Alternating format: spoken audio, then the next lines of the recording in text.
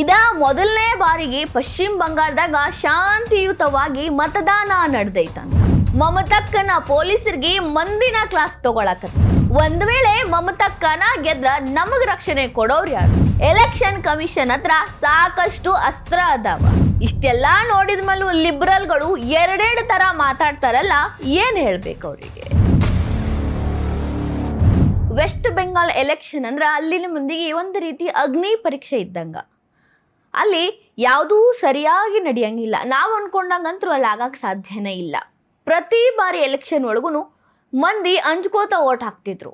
ಎಲ್ಲಿ ಮಿಸ್ ಆಗಿ ಅವ್ರಿಗೆ ಓಟ್ ಹಾಕಿಲ್ಲ ಅಂತಂದ್ರೆ ನಮ್ಮ ಜೀವಕ್ಕೆ ಯಾರ ದಿಕ್ಕು ಅನ್ನೋ ಭಯಕ್ಕರೆ ಬಂದು ಓಟ್ ಹಾಕ್ತಿದ್ರು. ಕೆಲವೊಬ್ರು ಓಟ್ ಹಾಕೋ ಗೋಜಿಗೆ ಹೋಗ್ತಿರ್ಲಿಲ್ಲ, ಮನ್ಯಾಗ ಇರ್ತಿದ್ರು. TMC ಗೂಂಡಾಗಳಿಗೆ ಹೆದರ್ಕೊಂಡು ಪ್ರತಿ ವರ್ಷನೂ ವೋಟಿಂಗ್ ಕಡಿಮೆನೇ ಆಗ್ತಿತ್ತು. ಆದರೆ ಈ ವರ್ಷ 90% ದಾಟಿ ಬಿಟ್ಟೈತಿ. 90% ದಾಟಿದ್ರು ಅಲ್ಲಿನ ಮಂದಿಗೆ ಅಂಜಿಕೆ ಕಡಿಮೆ ಆಗಿಲ್ಲ. ಯಾಕಂದ್ರೆ ಅವರಿಗೆಲ್ಲ ಏನು ಭಯ ಐತಿ ಅಂದ್ರೆ, ಒಂದು ವೇಳೆ ಮಮತಕ್ಕನ ಗೆದ್ದು ಬಂದ್ರೆ ನಮ್ಮ ಪರಿಸ್ಥಿತಿ ಏನಾಗಬಹುದು?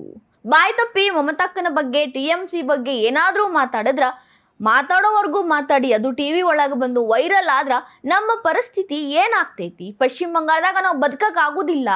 ಈ ರೀತಿಯ ಹೇಳಿಕೆಗಳನ್ನ ಅಲ್ಲಿನ ಮಂದಿ ಕೊಡಕತ್ತಾರ. ಇಲ್ಲೊಬ್ಬಾಕಿ ಹುಡುಗಿ ಅದಾಳ, ಮಮತಕ್ಕನ ಬಗ್ಗೆ, ಅವರ ಅನ್ಯಾಯದ ಬಗ್ಗೆ, TMC ಗೂಂಡಾಗಿರಿ ಬಗ್ಗೆ ಪತ್ರಕರ್ತರು ಕೇಳಿದಾಗ ನಾನೇನೋ ಈಗ ಹೇಳ್ಬಿಡ್ತನು, ಆಮೇಲೆ ನನ್ನ ಸ್ಥಿತಿ ಯಾರು? ನನ್ನ ಕಾಪಾಡೋರು ಯಾರು? ಪೊಲೀಸರು ಇವತ್ತಿದಾರ, ಅವ್ರು ಹೋದ್ಮೇಲೆ ನನ್ನ ಪರಿಸ್ಥಿತಿ ನಾನು ನೆನೆಸ್ಕೊಂಡ್ರೆ ನನಗೆ ಭಯ ಆಗ್ತೈತಿ ಅನ್ನೋ ಅಳಲನ್ನ ಹೇಳ್ಕೊಳತ್ತ. क्या नाम हुआ आपका? बता दो, कैमरा ऑन है, रिस्क नहीं होगा? नहीं। प्रोटेक्शन कौन लेंगे? दिक्कत है इतना बताने में यहाँ पे बंगाल में? हाँ, क्यों नहीं प्रॉब्लम है तो ना। ये प्रेस है, कैमरा जब टीवी में आएंगे तो हम लोगों को तो प्रॉब्लम हो सकता है ना। क्या प्रॉब्लम होता है? क्या न्यूज नहीं देखते आप लोग जानते नहीं है क्या होता है इधर? नहीं, अभी तो इतने पुलिस वाले हैं, देखिए आपके सामने भी 100-200 पुलिस वाले। कितने टाइम ये तो चले जाएंगे ना, फिर हम लोगों का प्रोटेक्शन कौन लेंगे? ये तो चले जाएंगे, फिर हम तो अकेला रहेंगे। जब कैमरा चालू होंगे तो हम लोगों का प्रोटेक्शन कौन लेंगे? ना नहीं, पुलिस वगैरह कोई नहीं लेंगे. ಈ ರೀತಿನೂ ಪಶ್ಚಿಮ ಬಂಗಾಳದಾಗ ನಡೆದೈತಿ. ಇನ್ನ ಪಶ್ಚಿಮ ಬಂಗಾಳದಾಗ ಏನ ಪೊಲೀಸ್ ಫೋರ್ಸ್ ಇಲ್ಲೇನ್ರಿ? ಯಾಕೆ ಇಷ್ಟು ಅಂಜಬೇಕು ಇವರು? ಪೊಲೀಸ್ ಸೆಕ್ಯೂರಿಟಿ ಕೊಟ್ಟೇ ಕೊಡ್ತಾರಲ್ಲ ಅಂತ ಯಾರಾದ್ರೂ ಅನ್ನೋದಾದ್ರ ಇಲ್ಲಿ ಪೊಲೀಸರು ಏನ್ ಮಾಡತ್ತಾರ ನೋಡ್ರಿ. ಸ್ವತಃ ಪೊಲೀಸ್ ಅಧಿಕಾರಿನ TMCಗೆ ಓಟ್ ಹಾಕ್ಬೇಕು ಅನ್ನೋ ಬೆದರಿಕೆ ಕೊಡಕತ್ತಾನ. ಆದ್ರ ಅಲ್ಲಿನ ಮಂದಿ ಅಂಜಿಲ್ಲ. ಧೈರ್ಯವಂತ ಮಂದಿ, ನಾವ್ಯಾಕೆ ನೀವು ಹೇಳಿದವ್ರಿಗೆ ಓಟ್ ಹಾಕ್ಬೇಕು, ನಮ್ಗೆ ಗೊತ್ತು ಯಾರಿಗೆ ಓಟ್ ಹಾಕ್ಬೇಕು ಅಂತ ಆ ಪೊಲೀಸ್ನ ತರಾಟೆಗೆ ತಗೊಂಡಾರ. ಅಟ್ಲೀಸ್ಟ್ ಈಗರೆ ಬಂಗಾಳದ ಮಂದಿ ಎಚ್ಚೆತ್ಕೊಂಡಾರ. আপনি TMC কে ভোট দিতে বলছেন কেন? এখানে দাঁড়িয়ে TMC কে ভোট দিতে বলছেন কেন? এমপ্লয়মেন্ট নাম্বার দেখান, আপনি এমপ্লয়মেন্ট নাম্বার দেখান।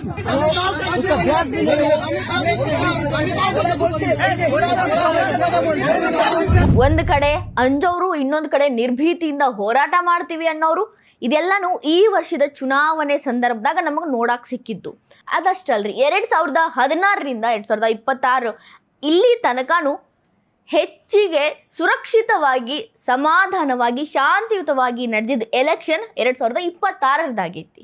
ಯಾಕೆ ಹಿಂಗೆ ಹೇಳ್ತೀನಿ ಅಂದ್ರೆ, 2016ರಾಗ ನಡೆದ ಬಂಗಾಳದ ವಿಧಾನಸಭಾ ಎಲೆಕ್ಷನ್ ಒಳಗ 7 ಸಾವಾಗಿದ್ದು, ಗಲಾಟೆ ಮಿತಿ ಮೀರಿತ್ತು.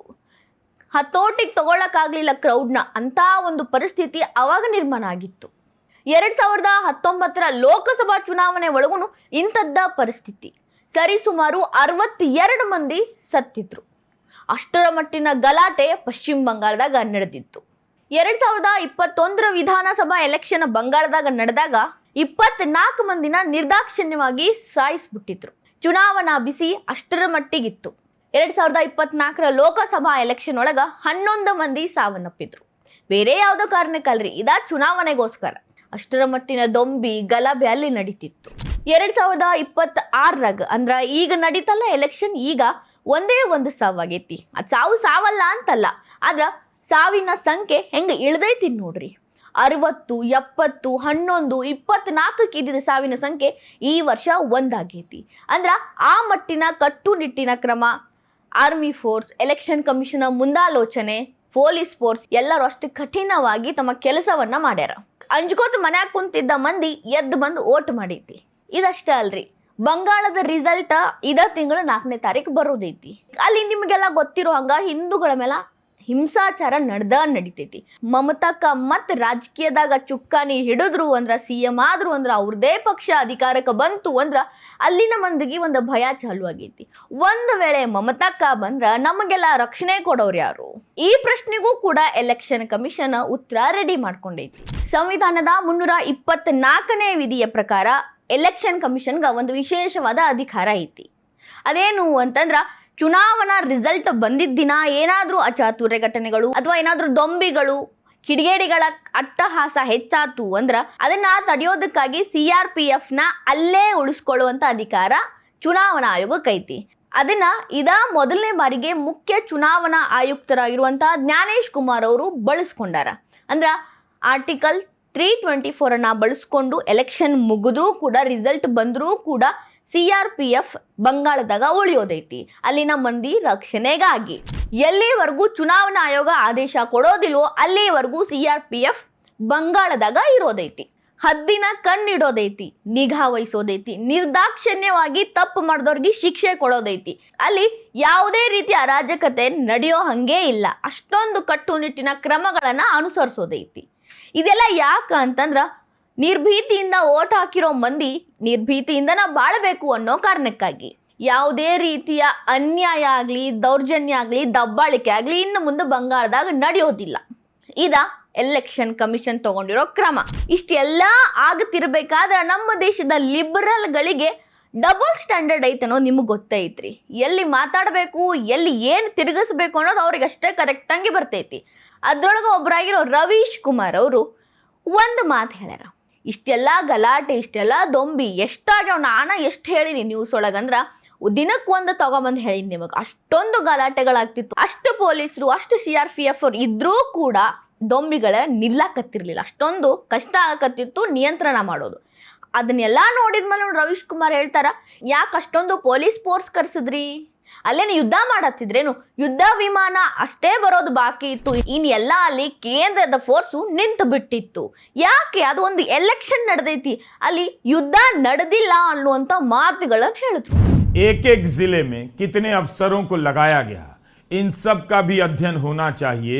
बंगाल के चुनाव का किस किस स्तर पर मिलिटराइजेशन किया गया, जब इतना कुछ किया ही गया तो सीधे सेना को ही उतार देना चाहिए था. उससे भी इच्छा पूरी नहीं होती तो ममता बनर्जी को घेरने के लिए अमेरिका के अब्राहम लिंकन नामक युद्धपोत को होर्मुज से मंगा लेना चाहिए था. ट्रंप से B-2 बॉम्बर मांग लेना चाहिए था, जो ममता बनर्जी के हेलीकॉप्टर के ऊपर उड़ता रहता. ರವೀಶ್ ಕುಮಾರ್ ಅವ್ರು ಹಿಂಗೆ ಹೇಳಿದ ಮೇಲೆ ಅಲ್ಲಿನ ಸ್ಥಿತಿಯನ್ನು ಅವರು ನೋಡಿಲ್ಲೇನೋ ಅಂತ ಅನ್ನಿಸ್ತೈತಿ.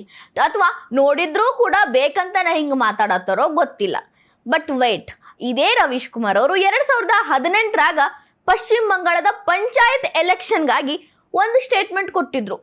ಹಿಂಸಾಚಾರದ ರಾಜ್ಯ, ಅಲ್ಲಿ ಕಾನೂನು ವ್ಯವಸ್ಥೆ ಹಾಳಾಗೈತಿ, ಪಂಚಾಯತ್ ಎಲೆಕ್ಷನ್ ಒಳಗ ಇಷ್ಟೊಂದು ಹಿಂಸೆ ನಾನು ಎಲ್ಲೂ ನೋಡಿಲ್ಲ, ಪಶ್ಚಿಮ ಬಂಗಾಳ ಹೆಂಗಾಗ್ಬಿಟ್ಟೈತಿ, ಬಂಗಾಳದಾಗ ಅರಾಜಕತೆ ಮೂಡಿಬಿಟ್ಟೈತಿ ಅಂತ ದೊಡ್ಡ ಗಂಟಲೇ ಮಾತಾಡಿದ್ರು. बंगाल के पंचायत चुनाव में जो हुआ वो शर्मनाक है. चुनाव पूर्व हिंसा के बाद भी चुनाव के समय हिंसा पर काबू नहीं पाया जा सका. अगर हम इसी तरह हर चुनाव में पहले या बाद में हिंसा की संस्कृति को बर्दाश्त करते चले गए तो एक दिन लोकतंत्र का सिर्फ खंडहर बचेगा.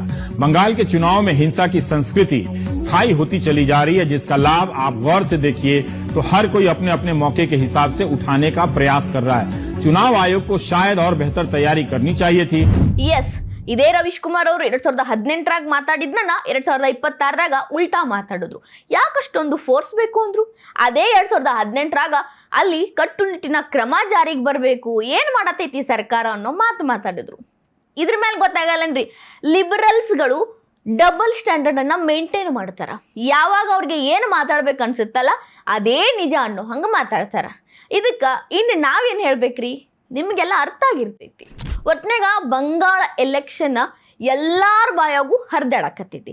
4ನೇ ತಾರೀಕು ರಿಸಲ್ಟ್ ಬರೋ ತನಕನೂ ಏನೇನೆಲ್ಲ ಆಗೋದೈತಿ ಅಂತ ನಾವು ಕಾದು ನೋಡ್ಬೇಕಷ್ಟ.